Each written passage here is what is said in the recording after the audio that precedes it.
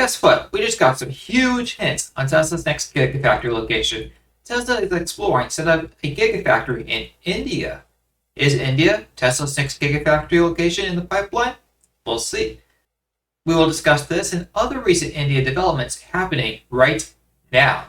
I will talk about the news and India's unique competitive landscape that will make India a very difficult road for Tesla to travel. Pun intended. So grab a coffee, stick around for a bit, and let's dive right in. Oh, also, this image is not a proposed India Gigafactory. I'm using a mock image from a different location.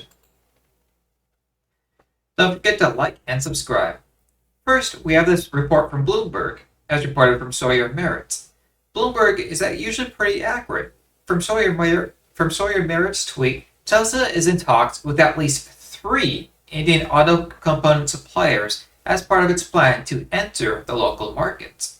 The parts include instrument panels, windshields, differential brakes, gears, and power seats, the paper said. Due to the parts listed, this appears to be Tesla setting up plans for a factory in India. And then earlier today, we get this article from Teslarati. It says, Tesla is receiving support from Indian Union Road Transport Minister Nitin Gadkari, who stated that the automaker should have a reduced import duty rate to test demand for its vehicles. This is huge. We're going to get to this in a moment on why this is critically important to entering the Indian market. Continuing with the article.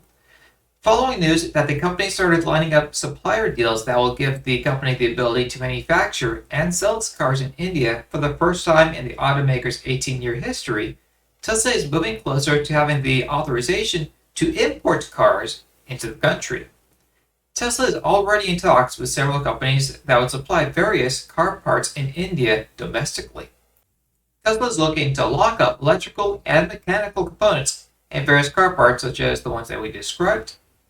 So the companies listed are Sona Comstar Limited, Sandhar Technologies Limited, and Bharat Forge Limited, as suppliers already in talks with Tesla to sell automotive parts.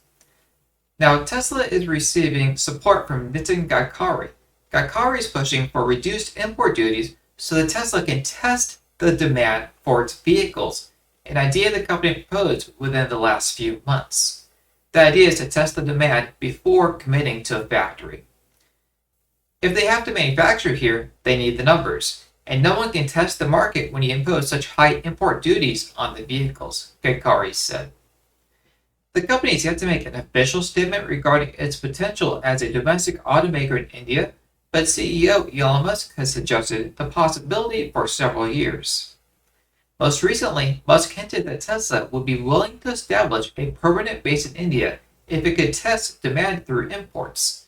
Indian government officials were not keen on the idea as they favored local manufacturers for economic reasons. However, if Tesla were to create a factory in India, wouldn't they also be a quasi-local manufacturer? But, that's just me. So, continuing. However, talks are beginning to move forward, and Tesla looks to be just months away from testing its sales power if all goes according to plan. In other words, India is bending to Tesla's will to lower the import costs, the import duties. And this is huge. Initially, Tesla lobbied to have Indian officials lower import taxes, which apply to every vehicle not produced in the country. Cars below $40,000 are subject to a 40% tax. That's a big tax. While any vehicle more expensive than that has a 100% tax applied to it. 100%! This makes a significant number of vehicles widely unaffordable for citizens. Musk, who is unwilling to commit to building a gigafactory in India unless sales figures proved that demand was sustainable, said the only way Tesla would build a manufacturing site in the country was to test the sales through imports. Politicians rebutted with the argument that it could not provide company-specific incentives to avoid import taxes, although Tesla lobbied for all EV makers to qualify for the reductions. See, isn't Tesla nice? They want everybody in on the India action. Indian government officials then stated that the only way Tesla could have reduced imports is if it committed to building a gigafactory in the region. So it's kind of a chicken and egg problem. Which comes first? Which ultimately put the situation in a brief standstill. Government officials then backtracked just a week later. So Elon won the argument, considering the advantages that could come from allowing imports with reduced duties for EVs only.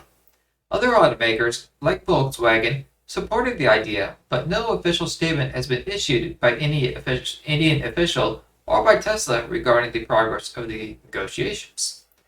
With suppliers evidently in talks with Tesla, along with several vehicles being spotted testing in the country, and now support from Transport Minister Gadkari, the automaker may be just months away from importing vehicles for sales. Now, people tend to forget one quality that Tesla has that no other American auto manufacturer has. That is the power to negotiate deals on their terms. For example, Tesla went to China of all places, the company that is notoriously difficult for outside parties to get an interest in. And they convinced China to have them set up a wholly owned factory in Shanghai. This is unprecedented. Tesla is the only U.S. auto manufacturer that was able to set up a factory in Shanghai without doing a joint partnership with a Chinese entity. The only manufacturer. These negotiation tactics give Tesla enormous power over its competitors and leads to huge and significant profits. Remember, way back in October 5th, 2020, an Indian state official asked Tesla to build a manufacturing plant there. And I quote, "While reports have emerged indicating that Tesla is currently in talks with the Indian government about a potential R&D center in the state of Karnataka, efforts seem to be underway to encourage the electric car maker to establish an even bigger presence in the country. As stated in recent reports, Karnataka, again this was a while ago, a long time, almost a year ago, Karnataka has reportedly offered Bangalore as a site for a possible gigafactory in India, which should complement the upcoming R&D center in the state." The update was related to Gaurav Gupta, the provincial secretary of Karnataka's Commerce and Industries Department, in a statement to yada yada. According to Gupta, Bangalore has a favorable ecosystem for electric vehicles, and this is something Tesla could effectively tap into for its potential operations. "We have offered Tesla all support to set up a research and development center and the manufacturing unit. Bangalore has a favorable ecosystem for EVs that Tesla can leverage." The Karnataka official noted that if Tesla deals pulls through, the potential Gigafactory India facility would produce both batteries and electric vehicles. Also a big thing, they wouldn't have to import the batteries. That being said, Gupta also set some expectations for the project, explaining that the state's talks with Tesla are still preliminary at this point, and they will likely be long drawn. Again, this is back in October 2020, a very long time ago. The reason I bring this to your attention is that this indicates that India is going to Tesla saying, "Hey Tesla, please set up base in our country." And that's why I brought up this article. I do not know if this is the proposed site for any factory or if a factory will be built at all. We will see. Now going on to local issues in India. According to what we know, it looks like Tesla wants to use these reduced import duties to test the waters, to see if they can stay afloat. See if there is demand for Tesla vehicles in the country. And if so, a gigafactory is likely underway due to, again, the supplier negotiations. However, we have a problem, a big problem. What is the problem? There's a couple problems. Number one, just look at this traffic. This would surely put Tesla FSD to the test. I mean, Tesla FSD would fail critically. Any FSD would fail with this traffic that you see here. This is insane. Just wow. Second, the most in-demand vehicles in Tesla are 2- and 3-wheelers. Tesla doesn't make those. Elon Musk has stated that Tesla will never produce an unsafe vehicle. And guess what these 2- and 3-wheelers are? They are very unsafe. So that means Tesla can never produce a three-wheeler. You can see there are some three-wheelers in this image. They are death traps. Let's look at the EV potential for cars in India. EV car sell-through is virtually zero, at less than 6,000 units this year. Two-wheeler electric vehicles do much better at about 144,000 units for EV sales. Remember, this is just EV sales only.